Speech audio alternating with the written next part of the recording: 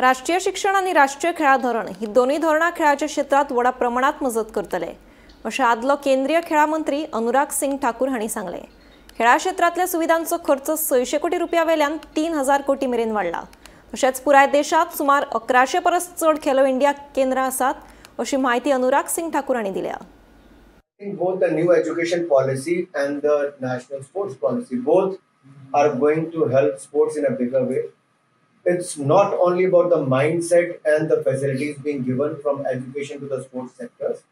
I think the environment in the country is such that today not only people look at cricket as a sport, there are many other sports where we have the international champions, stars, which have become an inspiration for a lot of players on the grassroots level. So I think two things are going hand in hand. One, the government policy making to the government funding. It has gone up from 864 crore rupees to 3400 crore rupees, the annual budget. The spending on the sports infrastructure has gone up from 600 crores to 3000 crore rupees. So you are seeing a lot of infrastructure is coming up in this country.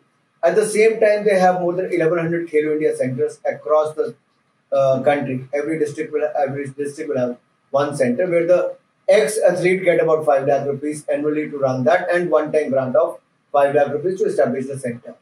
Apart from that, they have 32 National Center of Excellence and so on. I don't want to go into the details.